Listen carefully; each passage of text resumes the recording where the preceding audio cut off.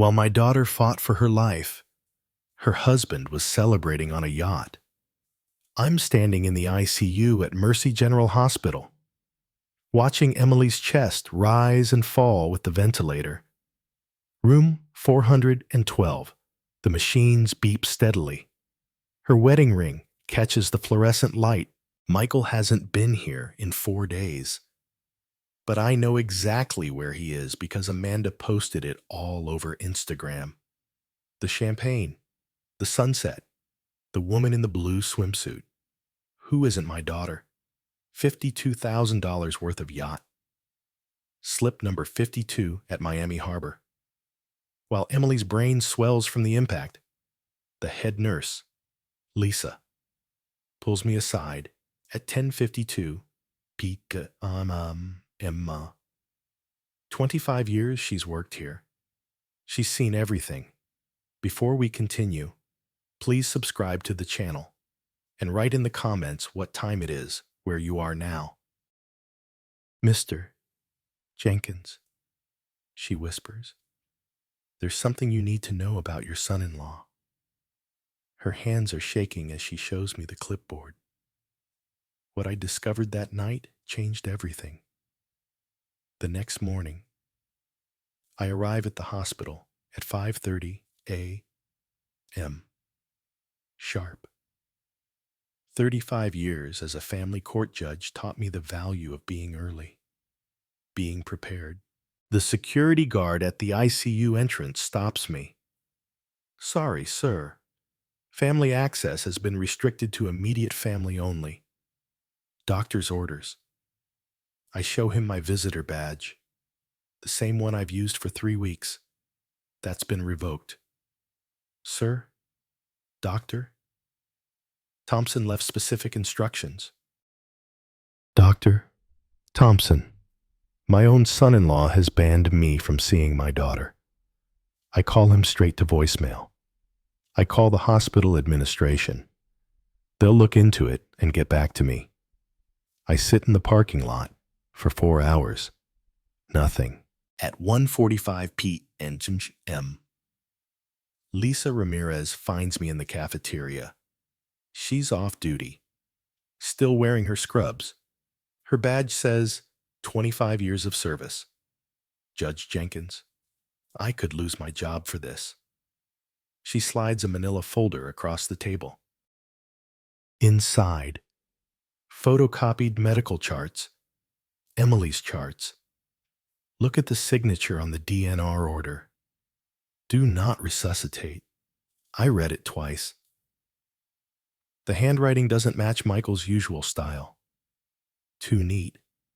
Too careful. This was filed yesterday at 4:28 p.m. Lisa says, right after Dr. Thompson got back from his weekend trip. I study the timestamp. Michael was still on the yacht when this was supposedly signed. I saw Amanda's Instagram story. They didn't dock until 5:45 p.m. There's more, Lisa whispers. The attending physician, Dr. Harrison, never signed off on this. Hospital policy requires 2 signatures for DNR orders. This only has 1. Forged documents. In 35 years on the bench, I've seen plenty. Lisa pulls out her phone, shows me a photo from the nurse's station computer screen. Visitor log for room 412 last 16 days. I count the entries. Michael Thompson, November 12th, 8:35 p.m. November 16th, 12:15 p.m. That's it.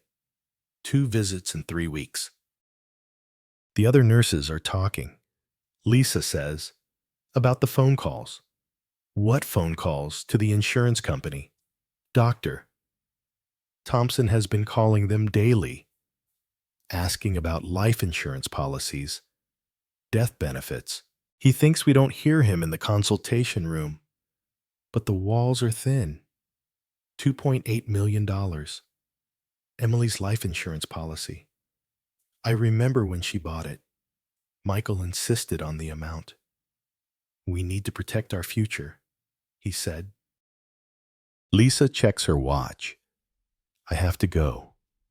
But Judge Jenkins, there's something else about your granddaughter, Sophie, 7 years old. Emily's everything. Doctor. Thompson filed papers with Child Protective Services yesterday, claiming you're too old to care for Sophie if something happens to Emily. Says you have early-stage dementia. The lie hits me like a physical blow.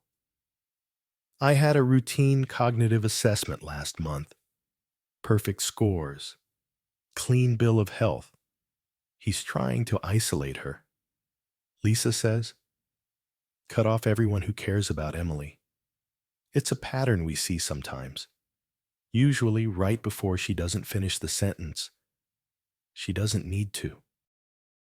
My phone buzzes. Text message from Michael. Marvin, we need to talk. Tomorrow, 3 p.m. My office. Not Dad, not Bob. Marvin. I look at Lisa. This woman risking her career to warn me. Thank you. I tell her. She stands to leave, then turns back. Judge Jenkins. In 25 years, I've never seen a husband refuse to hold his wife's hand. Not once. That night, I sit in Emily's room. Visiting hours are over, but I know which entrance the night security guard doesn't monitor. Old courthouse habits. I hold her hand. It's warm. Her pulse is steady under my thumb. The machines show brain activity, not the flat line of someone beyond hope. The complex patterns of someone fighting to come back. I think about the yacht photos. Michael's arm around Amanda. Both of them laughing while Emily's brain was swelling. At 10:52 p.m., I make a decision that will change everything. I pull out my phone and dial a number I haven't used in 3 years. Frank Rossi. Private Investigations. Frank. It's Marvin Jenkins. Remember that favor you owe me? 25 years ago, I presided over Frank's divorce case. Helped him keep custody of his kids when his ex-wife tried to disappear with them. Former FBI white-collar crime specialist. Now he traces cheating spouses and financial fraud. Judge Jenkins. What do you need? I need you to investigate my son-in-law. Everything. Financial records, phone records, that yacht he's been posting about. I want to know how a resident surgeon affords a $52,000 weekend.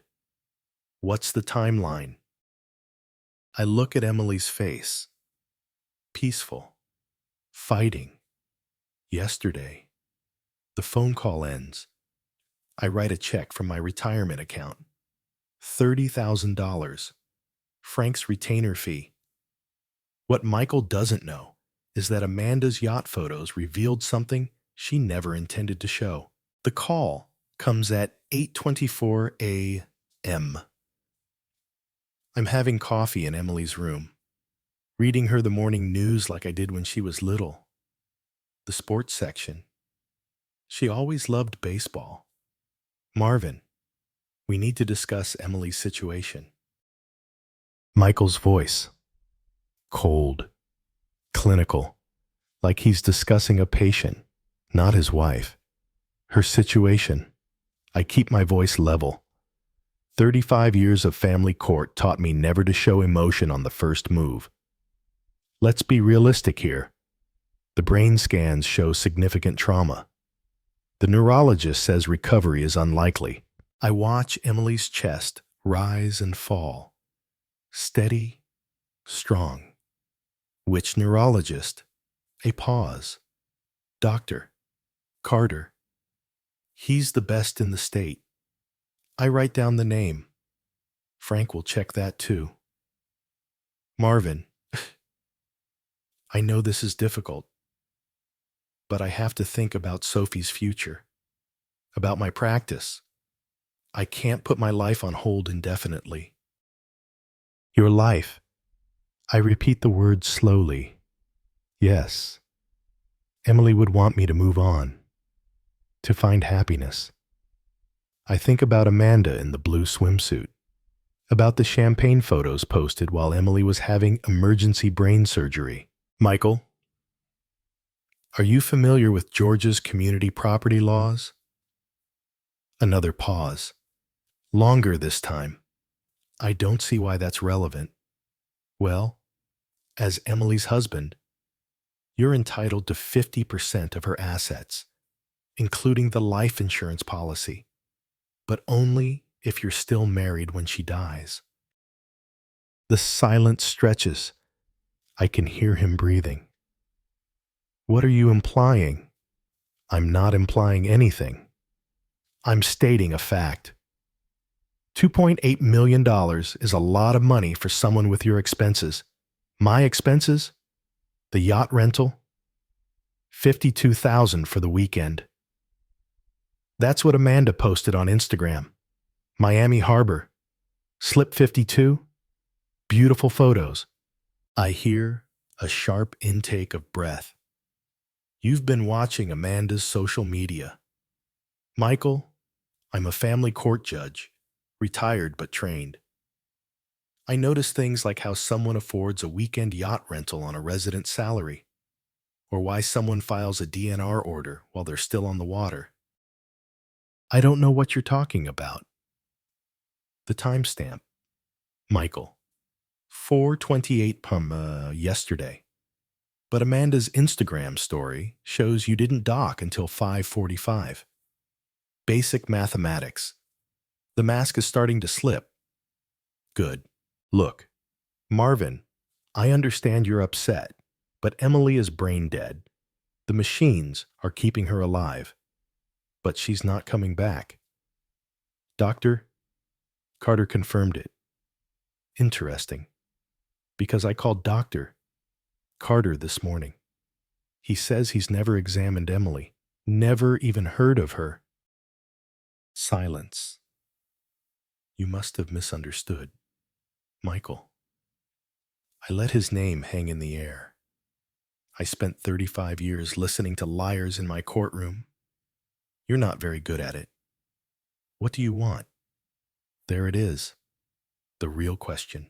I want you to stop filing false DNR orders. I want you to stop lying to insurance companies. And I want you to visit your wife. Or what? I smile. He can't see it, but I know he can hear it in my voice. Or I'll make sure everyone knows what kind of husband you really are. Are you threatening me? I'm informing you. There's a difference. A long pause. When he speaks again, his voice has changed. Lower, meaner. Listen carefully, old man. I'm a Harvard-trained surgeon. You're a washed-up small-town judge who can barely remember what day it is. Emily is going to die. And when she does, I'm going to remarry. Sophie will have a new mother. A functioning one. The words hit like a physical slap, but my voice stays steady. Interesting choice of words. I'll remember that. And another thing, you're not welcome at this hospital anymore. I've made sure of that. Security has your photo. Try to visit Emily again, and they'll call the police. I think about Lisa risking her job to warn me. About the nurses who've watched Michael abandon his wife. Michael, do you know what I learned in 35 years of family court? What the husband who fights hardest to keep people away from his dying wife usually has something to hide. You don't know anything. I know Amanda's real name is Amanda Lee, 28 years old, works at Coastal Medical Billing. the same company that handles your hospital's insurance claims. I hear him fumble the phone. I know she's been accessing patient insurance records, including Emily's. That's a federal crime. By the way, HIPAA violations carry serious penalties. You're bluffing. I know you've taken Amanda to Le Bernardin 52 times in the past 20 months. Average cost per meal, $480. That's $25,000 in restaurant bills alone on a resident's salary. My voice drops to a whisper. And I know you've been planning this. This for 4 years. Michael, since the day Emily increased her life insurance policy. The line goes quiet. I can hear his breathing fast, shallow. You have no proof. Not yet. I hang up at 8:32 a.m. I call Frank Rossi. How fast can you get me financial records for Dr. Michael Thompson? Credit cards, bank statements, property records. Give me 24 hours. Make it 12. His next words made me understand why Emily had been pulling away from Michael these past few months, why she'd been asking about divorce lawyers, why she'd been scared. At 4:28,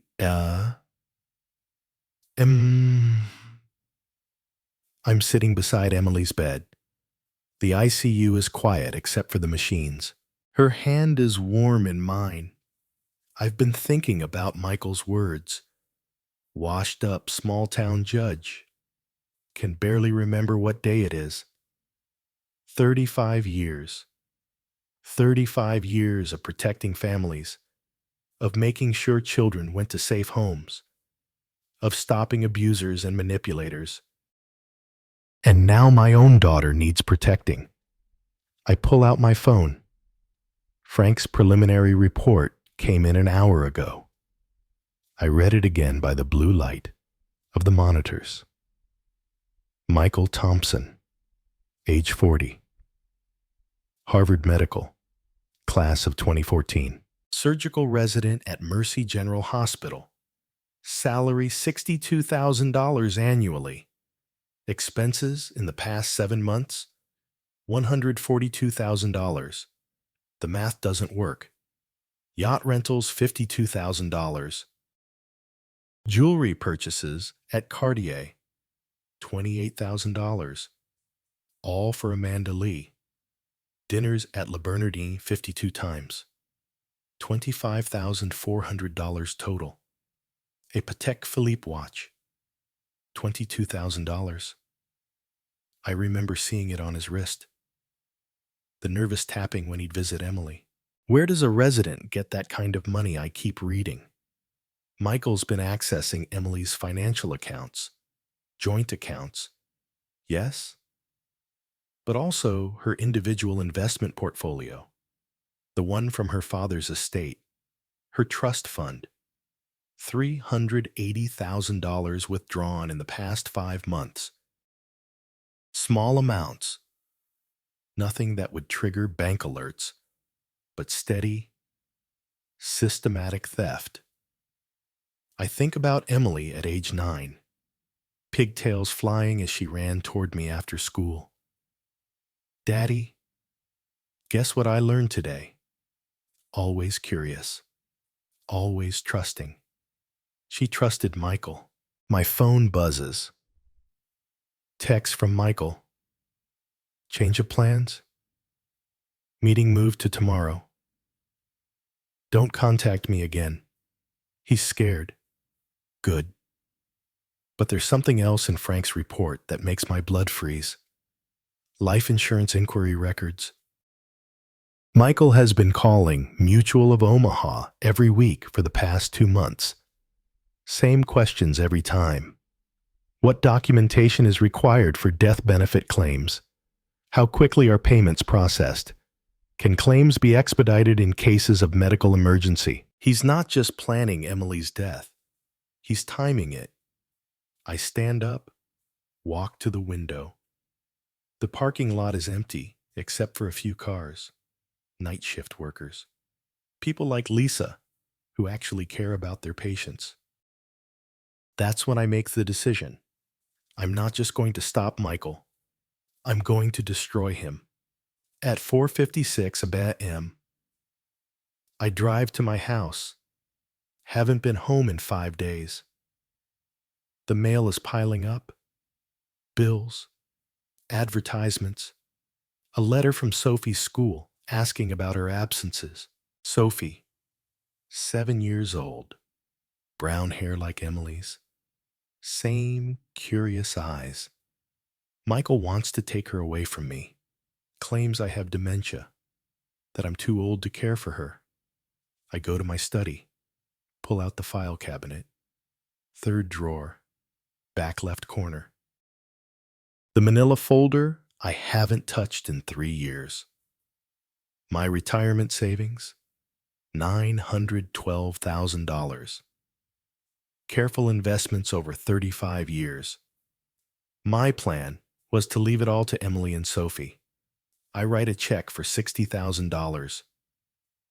Frank Rossi gets a raise. Then I call my attorney, Susan Miller. We've known each other for 28 years.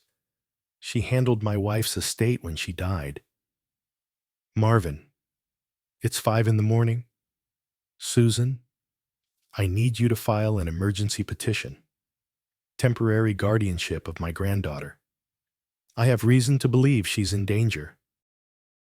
What kind of danger? I tell her about the forged DNR, the insurance calls, the financial theft, Michael's threats to take Sophie away.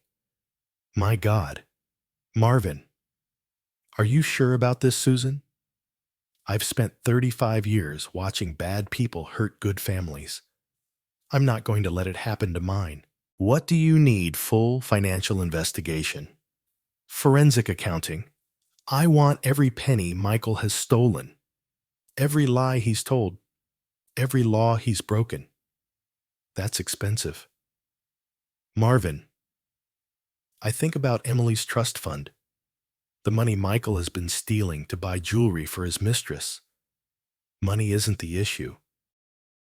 At 5:30 a.m., I'm back at the hospital. I know which entrance security doesn't monitor. Old habits from my courthouse days. Emily looks the same. Peaceful. Fighting. I lean close to her ear. Sweetheart, Daddy's here. And I'm going to make sure you're safe. Sophie, too. Her heart rate increases slightly on the monitor. Just for a moment. She can hear me. At 5:45 a.m., my phone rings. Susan Miller. Marvin, I've been thinking about your case. There's something you should know about forensic accounting investigations. What? They don't just find stolen money. They find everything. Every hidden account. Every false document. Every federal crime. I smile for the first time in weeks. How soon can we start? What Amanda didn't know about her yacht photos would destroy them both. Dr. Park arrives at 9:45 a.m. Sharp, forensic accountant, 24 years with the FBI's Financial Crimes Unit before going private. Susan recommended her. Judge Jenkins, I've reviewed the preliminary materials your investigator provided. We're sitting in my study. Coffee growing cold. Emily's high school graduation photo smiles at us from the mantel. What's your assessment? Dr. Park, your son-in-law is either incredibly stupid or incredibly arrogant. Possibly both. She opens her laptop. Spreadsheets fill the screen. Numbers I recognize from Emily's bank statements. He's been systematic. Small withdrawals from the joint account. Nothing over $12,000 to avoid federal reporting requirements. But he made a crucial mistake, which is he used his hospital ID to access the transfers. Every transaction has a digital fingerprint, timestamps, IP addresses, location data. She clicks to another screen. November 5th, 3:58 p.m. Withdrew $9,700 from Emily's trust fund. The hospital system shows he was in surgery at that exact time. Appendectomy on a 13-year-old patient. Impossible to be in two places at once. More importantly, the withdrawals correlate perfectly with his expenses. November 6th, he spent $9,200 at Cartier. Bought Amanda Lee a diamond tennis bracelet. Doctor, Park shows me the receipt. Emily's money. Buying jewelry from Michael's mistress, while Emily lay unconscious in the ICU. How much total? $380,000 over 5 months. But that's just what I found in 4 hours of searching. My phone rings. Frank Rossi, Judge. You need to hear this. I've been monitoring Michael's communications. That's legal. He's been calling Amanda on the hospital's landline. Public record. And Judge, the conversations are being automatically recorded. Hospital policy for quality assurance. I put the call on speaker. What did you find? November 12th, 10:36 p.m. Michael to Amanda. Don't worry about the old man. Emily will be gone soon, and then we'll have everything. The words hit like ice water. There's more. November 16th, 12:58 p.m. The insurance company says they need a death certificate within 72 hours for expedited processing. I can arrange that. Doctor. Park stops typing, looks up at me. Judge Jenkins, that's conspiracy to commit insurance fraud. Federal crime. 25 years minimum. I think about Michael's confident voice on the phone yesterday. I'm a Harvard-trained surgeon. You're a washed-up small-town judge. Frank, what else hospital security footage? Michael hasn't just been avoiding Emily's room. He's been actively steering other doctors away, telling them she's too far gone for consultation, preventing second opinions, medical negligence, another federal crime, and Judge.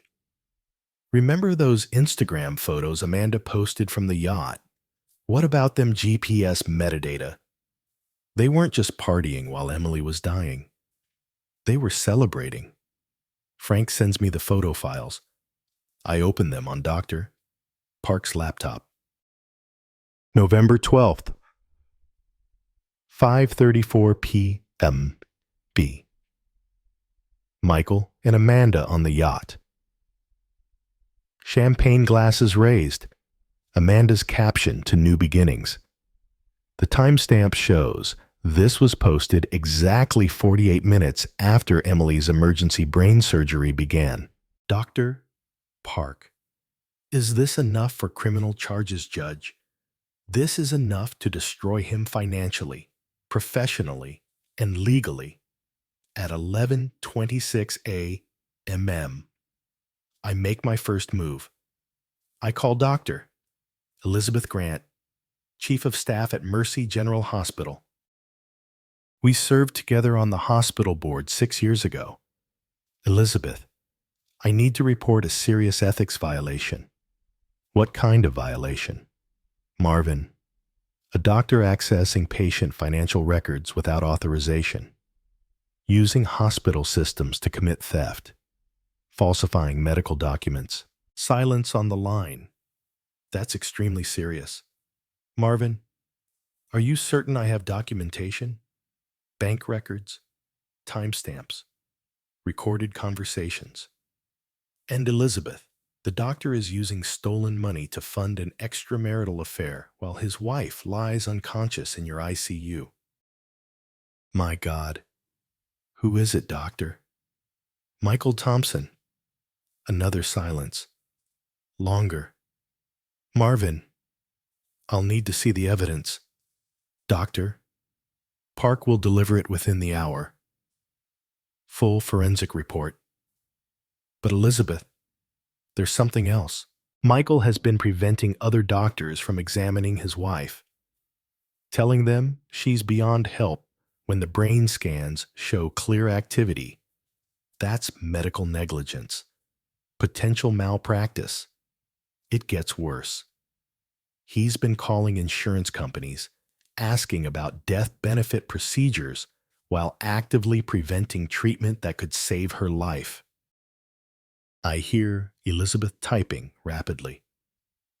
Marvin, I'm calling an emergency medical board meeting this afternoon.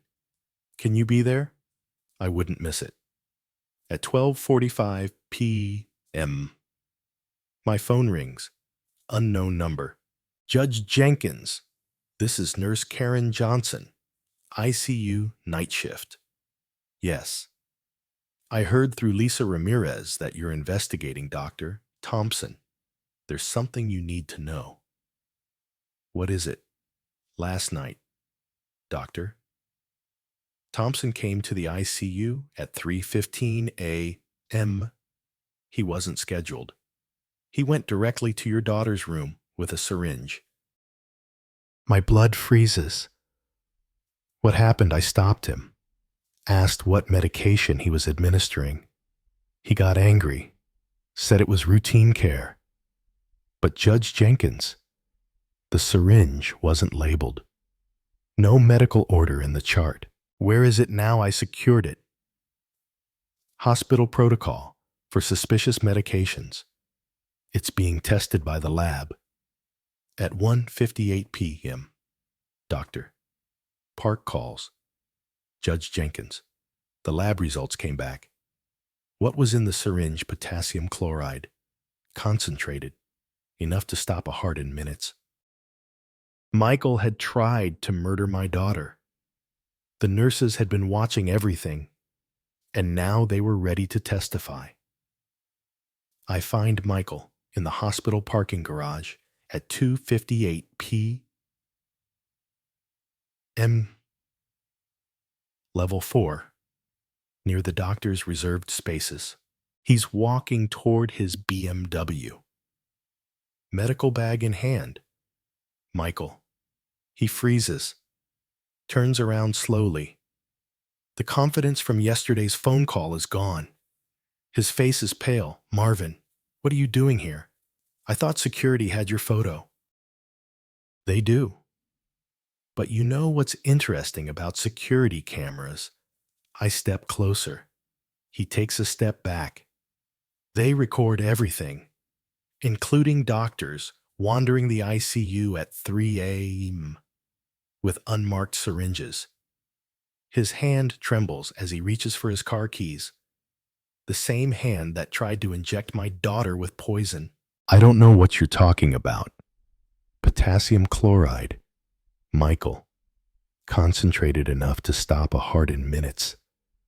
The keys fall from his shaking fingers. Clatter on the concrete. That was routine medication. Really? Because Nurse Johnson couldn't find any medical order for it. No doctor's signature. No pharmacy record. I pick up his keys. Hold them in my palm. You know what else is interesting? Hospital policy requires all medications to be labeled. This one wasn't. Michael's expensive suit is wrinkled. Probably slept in it. The Patek Philippe watch he bought with Emily's money catches the fluorescent light. How's the yacht?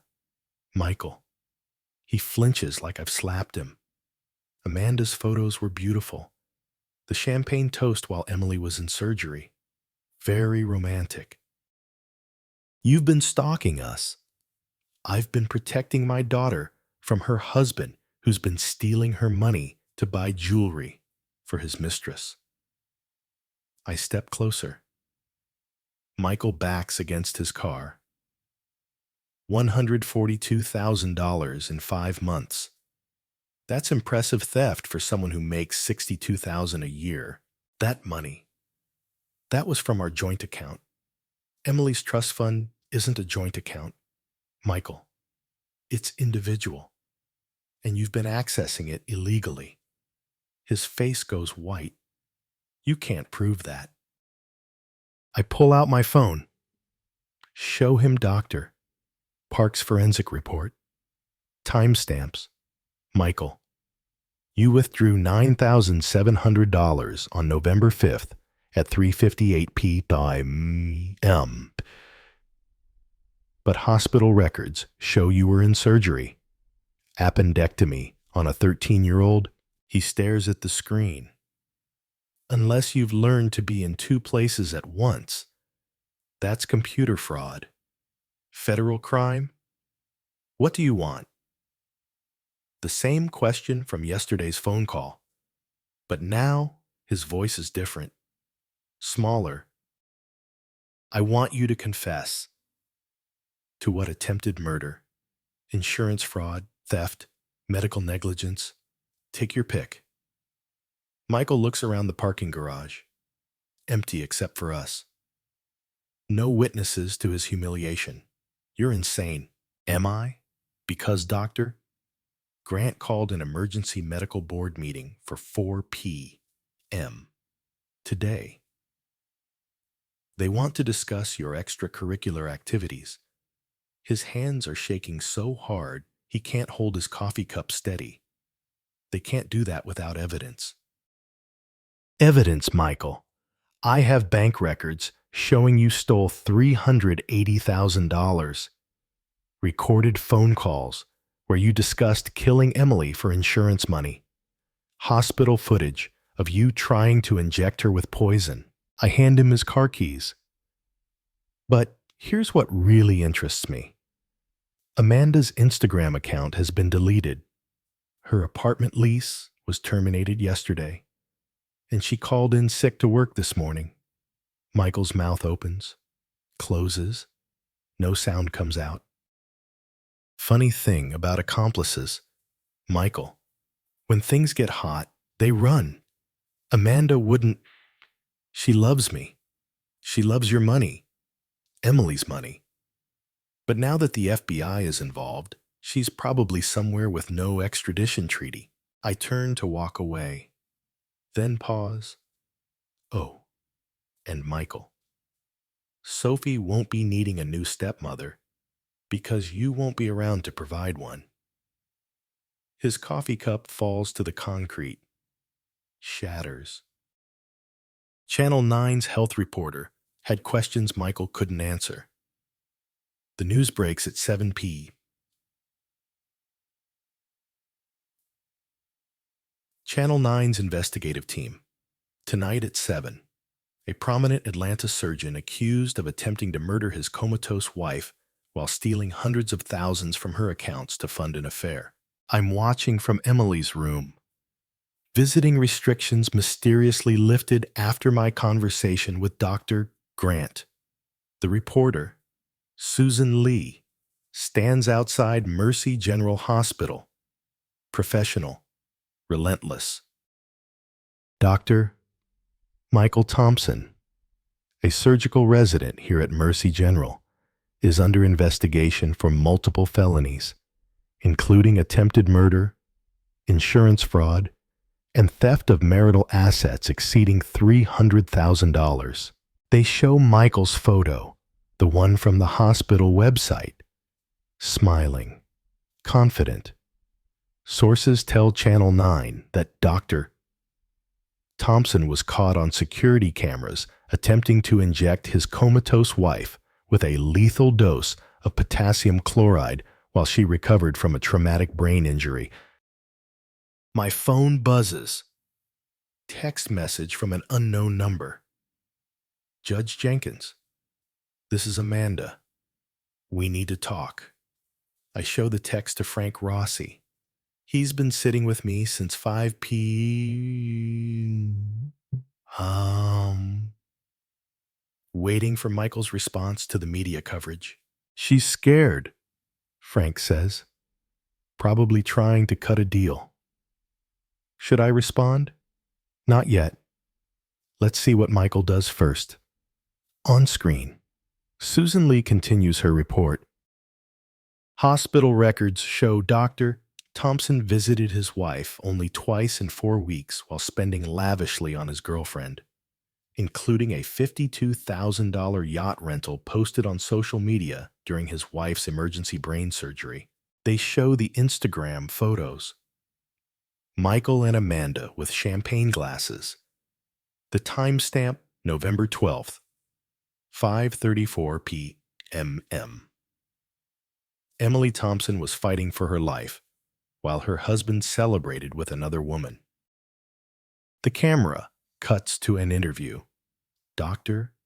Elizabeth Grant, Chief of Staff. We take these allegations extremely seriously. Dr. Thompson has been suspended pending a full investigation. Patient safety is our highest priority. My phone rings. Michael, you did this. His voice is different, desperate, angry. Did what Michael called the media. Destroyed my reputation, my career.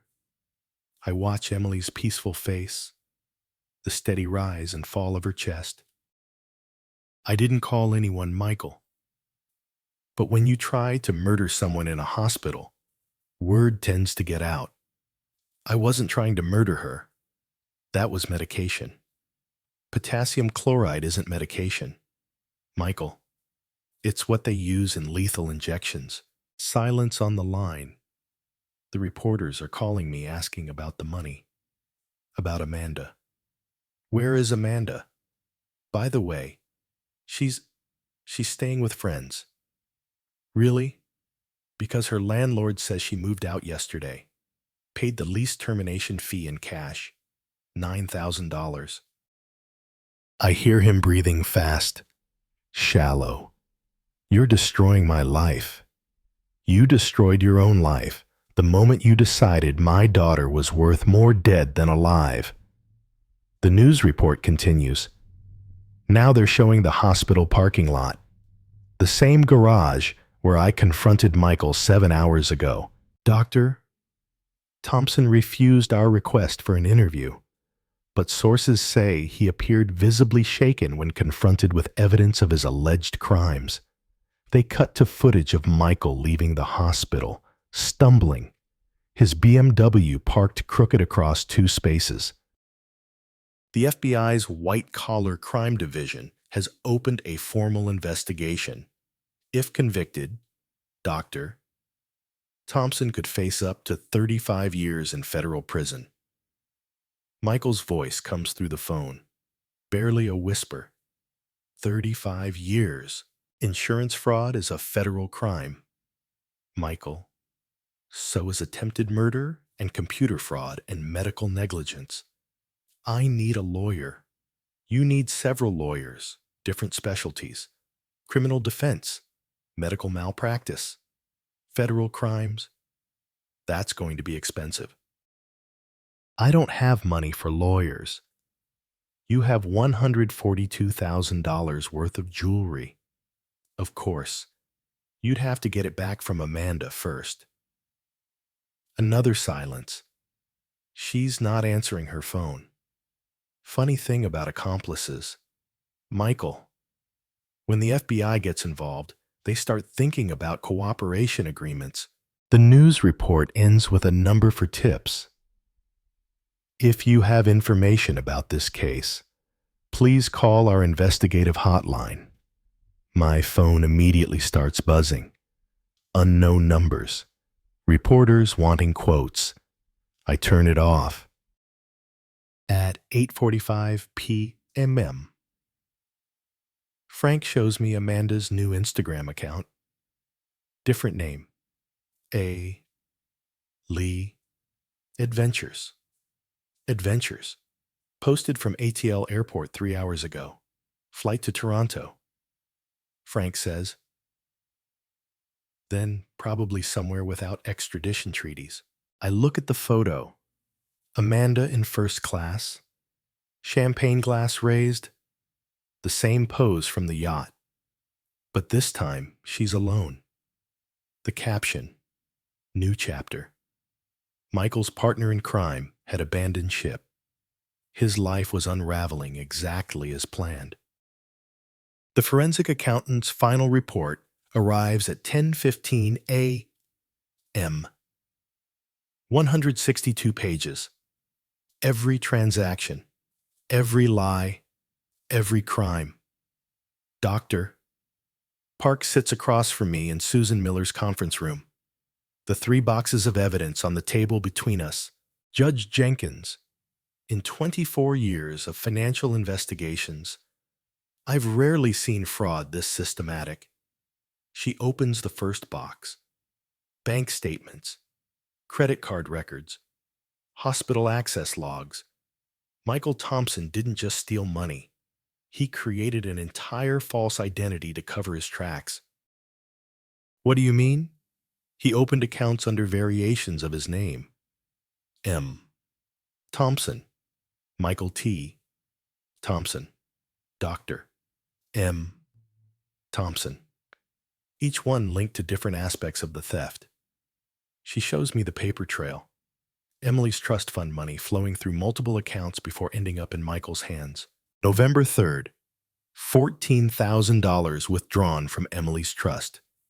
November 4th, $14,000 deposited into the M. Thompson account. November 5th, $13,800 spent at Tiffany and Company. A diamond necklace for Amanda, paid for with Emily's inheritance from her grandfather. The sophistication suggests this wasn't impulsive. He's been planning this for years, Doctor.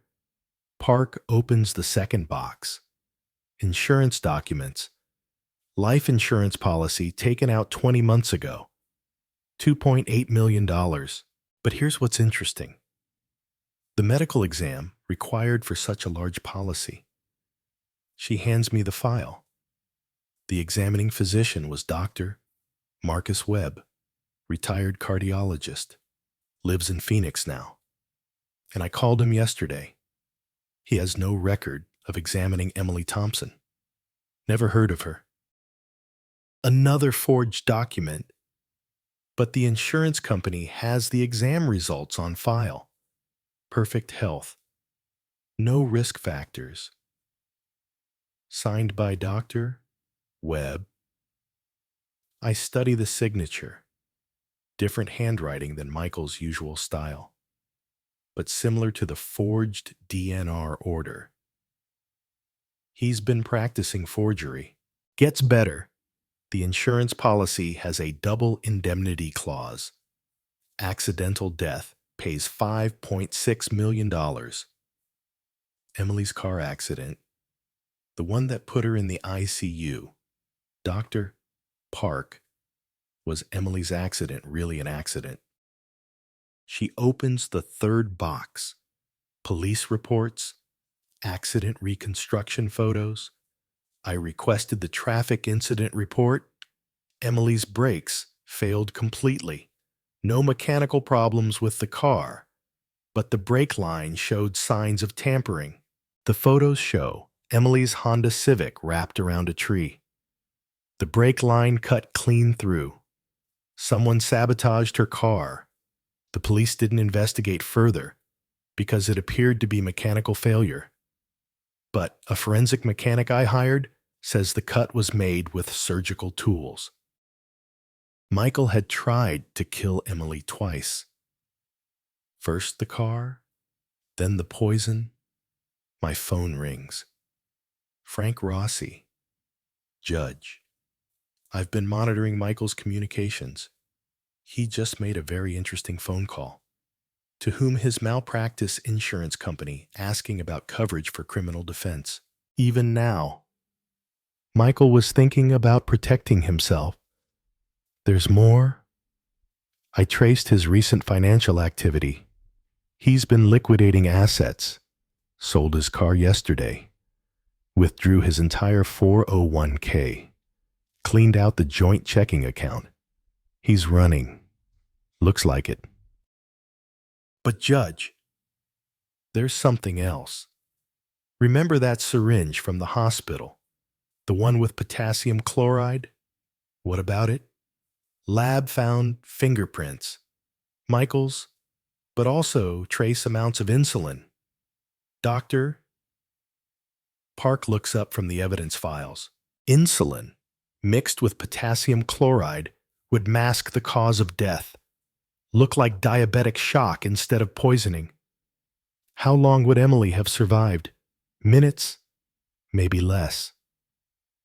I think about Nurse Johnson stopping Michael in the ICU. If she hadn't intervened. Dr. Park, what is our total evidence count? She consults her laptop. Financial crimes. 52 separate incidents of theft totaling $380,000. Insurance fraud. 9 forged documents. Attempted murder. 2 documented attempts. Medical negligence. 17 instances of patient abandonment. She closes the laptop. Judge Jenkins, this case is bulletproof. Even if half the evidence were thrown out, there's enough to convict on multiple felonies. At 12:45 p.m., FBI Special Agent Sophia Gomez calls. Judge Jenkins, we've issued federal warrants for Michael Thompson and Amanda Lee. Bank fraud, wire fraud, conspiracy to commit murder. Have you found them? Amanda Lee was arrested at Toronto International Airport, attempting to board a flight to Dubai. She's being extradited, and Michael's still at large. But Judge Jenkins, we found something in Amanda's luggage that might interest you. What? A laptop computer with detailed records of the insurance fraud scheme. Email conversations planning your daughter's murder. And Judge Jenkins? Yes. Time-stamped photographs of them celebrating what they called the successful accident the night Emily was injured. They had documented their own crimes. The forensic accountant's discovery made even me gasp. The courtroom is packed. Standing room only. I haven't seen this much public interest since the Peterson murder trial in 2019. Department 14, Fulton County Superior Court, the same courtroom where I presided for 17 years. Now I'm sitting at the petitioner's table, fighting for my granddaughter's future. Judge Rebecca Martinez presides. Sharp, fair. I trained her when she was a junior prosecutor. Michael sits across the aisle with his attorney, Marcus Klein. Expensive suit, but Klein looks nervous. He's been handed an impossible case. The gallery buzzes with whispers. Hospital staff, reporters, FBI agents in the back row. Sophie sits beside me, 7 years old, brown hair and pigtails, just like Emily at her age. Is Mommy going to be okay? Grandpa? Yes. Sweetheart, Mommy's going to be fine. Judge Martinez calls the session to order. This is an emergency custody hearing in the matter of Thompson versus Jenkins. Petitioner seeks temporary guardianship of minor child, Sophie Thompson. Klein stands first. Your Honor, Doctor. Michael Thompson is the child's natural father and primary custodian. Mr. Jenkins's petition is based on unsubstantiated allegations. Objection. Susan Miller rises. The allegations are substantiated by federal criminal charges. Your Honor. Sustained, Mr. Klein. Please stick to custody issues for now. Klein shuffles his papers. He knows he's fighting a losing battle. Your Honor, Doctor. Thompson is a respected surgeon with no prior criminal history. Mr. Jenkins is 64 years old and lacks the energy to care for a young child. Judge Martinez looks at me. Slight smile. Mr. Klein. Are you familiar with Judge Jenkins's professional record? Yes, Your Honor. 35 years on the same bench. Presided over thousands of family cases. Never reversed on appeal. I think his qualifications speak for themselves. Susan stands. Your Honor, we'd like to call our first witness, Nurse Lisa Ramirez. Lisa walks to the witness stand. 25 years of service badge gleaming on her uniform. She's risked her career to be here. Nurse Ramirez, did you witness Dr. Thompson attempting to administer medication to his wife without proper authorization? Yes. November 17th, 3:28 a.m. He came to the ICU with an unmarked syringe. When I asked for the medical order, he became hostile. What was in the syringe? Potassium chloride, concentrated enough to cause cardiac arrest. Gasps from the gallery. Michael stares at the table. In your professional opinion, would this medication have killed Emily Thompson without question? Susan continues. How many times did Dr. Thompson visit his wife during her 4-week hospitalization? Twice. Both visits lasted less than 12 minutes. Did he ever hold her hand, show physical affection? Never. In 25 years, I've never seen a husband refuse to touch his dying wife. Klein tries cross-examination, but there's nothing to attack. Lisa's testimony is devastating. Susan calls Frank Rossi next. Mr. Rossi. What did your investigation reveal about Dr. Thompson's financial activities? $380,000 stolen from his wife's accounts over 5 months, used to fund an extramarital affair while she was hospitalized. Frank displays the evidence. Bank records projected on the courtroom screen. November 12th, $9,700 withdrawn from Emily's trust fund.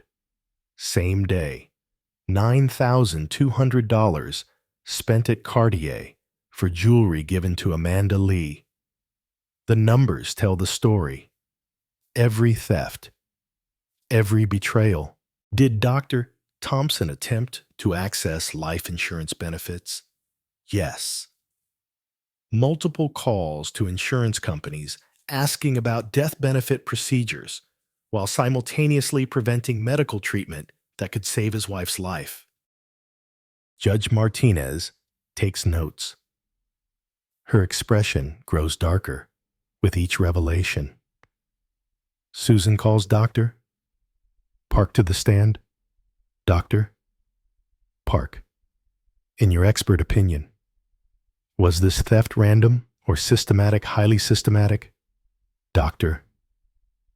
Thompson created false identities, forged documents, and manipulated hospital computer systems. This required months of planning. What was his apparent objective? To kill his wife and collect $5.6 million in insurance money while maintaining plausible deniability. The courtroom erupts. Judge Martinez gavel for order. Klein stands for cross-examination, but his heart isn't in it. Dr. Park. Isn't it possible these were legitimate medical decisions complicated by emotional stress? No. Potassium chloride is not a legitimate medication for brain injury patients. It's used for lethal injection. Klein sits down. No further questions. Susan calls her final witness. Your Honor, we call Special Agent Sofia Gomez, FBI Financial Crimes Division. The federal agent takes the stand. Badge visible. Authority unquestioned. Agent Gomez. What federal crimes is Dr. Thompson charged with? Wire fraud, bank fraud, conspiracy to commit murder, and insurance fraud. Total potential sentence: life in prison. Has his accomplice been apprehended? Amanda Lee was arrested attempting to flee the country. She's cooperating with our investigation. What did Miss Lee reveal? Detailed records of the murder plot, including photographs celebrating what they called the successful accident the night misses. Thompson was injured. Michael's head snaps up. First emotion he's shown all day. Agent Gomez. Was Mrs. Thompson's car accident really an accident? No. Forensic analysis shows her brake lines were deliberately severed using surgical instruments. The gallery explodes. Reporters frantically taking notes. Michael slumps in his chair. Judge Martinez calls for order again. Mr. Klein. Does your client wish to testify? Klein whispers urgently with Michael. Michael shakes his head. No. Your Honor. Defense rests. Susan stands for closing arguments. Your Honor, Michael Thompson is a monster. He tried to murder his wife twice. He stole her money to buy jewelry for his mistress. He abandoned his child to party on yachts while his wife fought for her life. She points to Sophie. This little girl deserves better. She deserves a guardian who will protect her, not exploit her. Klein's closing is brief, half-hearted. Your Honor, despite these serious allegations, Dr. Thompson remains Sophie's father. Biology matters. Judge Martinez doesn't even pause to deliberate. I've heard enough. Emergency guardianship is granted to Marvin Jenkins, effective immediately. She looks directly at Michael. Dr. Thompson, your parental rights are suspended, pending resolution of criminal charges. You will have no unsupervised contact with the minor child. Michael's expensive watch catches the light as he covers his face. Not the Patek Philippe anymore. That was sold to pay legal fees. Furthermore, all marital assets are frozen pending forensic accounting. Mr. Jenkins is appointed conservator of Emily Thompson's estate. The gavel comes down. Sophie tugs on my sleeve. Grandpa, does this mean I get to live with you? Yes. Sweetheart, for as long as you want. In the hallway, reporters swarm. Cameras flash. Microphones thrust forward. Judge Jenkins, how do you feel about your victory? I think about Emily, still fighting in her hospital bed. About Sophie finally safe from her father's greed. This isn't about victory. It's about protecting family. What's next for Dr. Thompson? That's up to the federal prosecutors. As we walk to the car, I see Michael in handcuffs, FBI agents leading him away. He looks at me one last time. The arrogance is gone. Only fear remains. 35 years of family court taught me one thing. Documentation wins.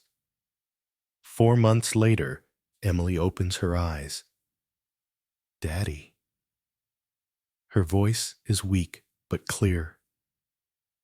The doctor said it was impossible, that the brain damage was too severe. They were wrong. I'm here, sweetheart. She tries to sit up. I help her, careful of the IV line still attached to her arm. Where's Michael? I've been dreading this question for weeks. He's gone. Emily, he can't hurt you anymore. She nods slowly, like she's not surprised. I remember some things. The car, the brakes not working. And Michael, he was angry about something. Money, you don't need to think about that now. Sophie, she's with me. Safe. Happy. She's been reading to you every day. Emily smiles for the first time in 5 months. The criminal trial concluded last week. Michael Thompson, guilty on all counts. 30 years to life. No possibility of parole. Amanda Lee, 10 years, eligible for parole in 5. The civil lawsuit recovered everything. Emily's trust fund, the stolen assets, punitive damages totaling $1.5 million. Michael's medical license was permanently revoked.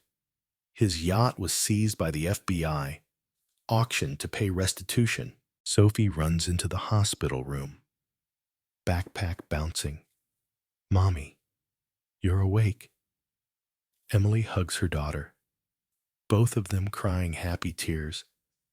I missed you so much, baby. Grandpa took good care of me. We made pancakes every Sunday, and we visited you every day. Dr. Elizabeth Grant stops by during evening rounds. Emily, your recovery is remarkable. The neuroplasticity we're seeing is extraordinary.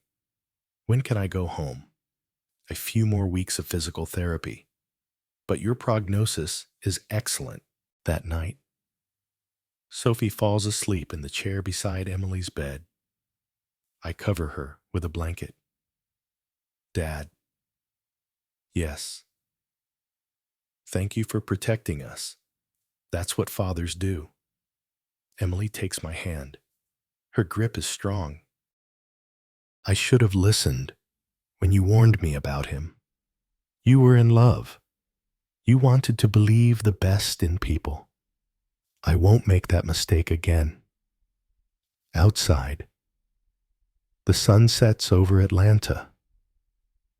Sophie stirs in her sleep, mumbling about tomorrow's spelling test. My family is whole again. Some people think vulnerability equals weakness. They forget that protecting family is the strongest force in the world. The machines beep steadily. Life continuing. Future secured. New boundaries established forever. If you like this story, please like this video, subscribe to the channel, and share your impressions of this story in the comments. To listen to the next story, click on the box on the left. Thank you for watching.